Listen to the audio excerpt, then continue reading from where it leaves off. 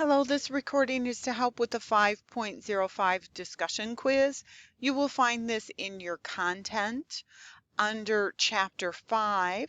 You can come down here to Elements and Compounds, and then you will find the folder that says Discussion Quiz. When you open it up, you'll look and see that when you open up that quiz, there is a link here to help you preview. So this is a quiz that you can prepare for. In other words, that's why we call it a discussion. You can prepare for this information to help you out. There is a preview link in the lesson material. You can just click on that also if you want to go there instead of the content. It doesn't matter where. And then, of course, you're watching the walkthrough recording. So what you're going to do is come up with your answers, and then you're going to go in and take that quiz and then submit it.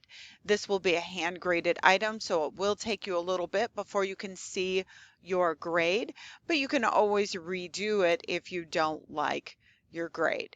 So to help you, we need to go in and talk about the idea that atoms of different elements combine and form compounds. So the box on the left is all atoms. It's the atom R. In this case, it's the atom R. So they're all the same in this box. So this is a pure substance of atoms. On the right, there is some of these circles right there. That's the atom R. But we can also see that it's joined with an SQ. So that is a compound. So when the shapes are touching each other, it shows there's a chemical bond between them.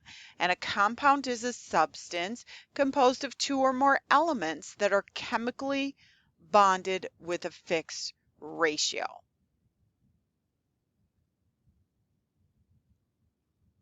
So the key idea is that if they're touching, the shapes are touching, they're sharing electrons. So in this case, we have a T, which is an atom not touching anything.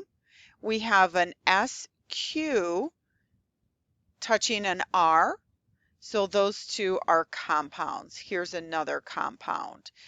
So it's showing the idea that there is a chemical bond. Now, a molecule is two of the same atoms that are attached. So that's why it says S, capital S, lowercase q, 2, because it has two of those atoms attached together through a bond. So that is called a molecule. So the T and the R are atoms. The R, so it's capital R, capital SQ, is a compound. The capital S, lowercase q, 2, that is a molecule. It's two atoms that are bonded together. So we have all of those ideas. Here's some real examples. O2, which is oxygen. O is for oxygen. These are two oxygen atoms that are bonded together. It's an element. They're the same atom bonded together, so that's called a diatomic atom, or it is an element or a molecule. We also have this silver chloride, which has silver and one chlorine. So Ag is for silver, capital A, lowercase g. Remember, the first letter is always capitalized. If it's a lowercase letter next to it, they go together. And then the Cl, which we talked a little bit before. So here's a picture of silver chloride. This right here is just one atom of silver. So all the same atom, that's called an element. When we have then, these are just representations. The R is kind of like the Ag by itself. The SQ is like the Ag and the Cl, the silver and the chlorine. So those are a chemical bond. Okay, so here's some questions for us. Oxygen, O2, is best described as what? A, an element, B, a compound, C, a mixture. What do you think?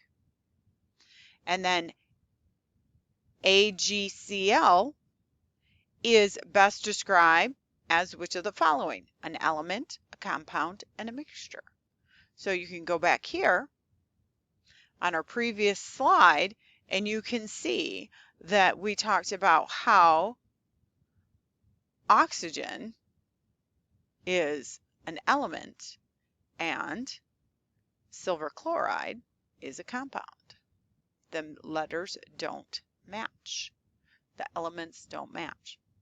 All right, so again, this idea, review from Unit 1, what a chemical bond looks like, the review of elements and compounds.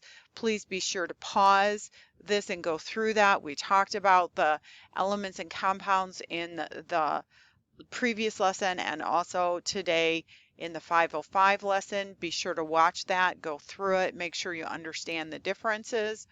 And now we're adding in the idea of mixtures. We're focusing on this box right here as an example, and we have an example here of trail mix or jelly beans. So we've talked about mixtures before, homogeneous and heterogeneous in the past, and now we're drawing out those molecules and what they might look like. We still have a chemical bond if they're touching. So we have this SQR3 and TSQ. So we have SQ for square, and then R right here, 3. So I'm just trying to figure out which ones are which. I just use those symbols and figure it out. So this is SQR3. This is SQR3. And then triangle square, triangle square. This is triangle square, triangle square, triangle square. So in this box, do I have a pure substance, meaning they're all the same kind? If not, then I have a mixture. So I have two different types, so I have a mixture. It's just like the trail mix or the colored jelly beans. All right, so which best describes this illustration? Is it A, a pure substance made of a compound? B, a pure substance made of an element? C, a mixture made up of different compounds? Or D, a mixture made up of different elements? Okay, so you're looking at, is it a pure substance or a mixture? Is it a compound or an element? So if you have any questions or concerns, go back and look at the slides. What do you have? Are these all the same kind? If so, then your choices is between A and B. Is it an element or a compound? If this is not all the same kind, then your choice is that is a mixture. And now, are they different compounds or different elements? Another question, which best describes this illustration? Are these pure substances or mixtures? That's the first part. A and B say pure substance at the beginning. C and D are mixtures. All right, so A, a pure substance made of a compound. B, a pure substance made of an element. C, a mixture made up of different compounds. And D, a mixture made up of different elements. So you're looking at the box. Are they all the same kind? Are there elements only? Are there compounds only? Point out, find the differences, start eliminating, and determine what they are.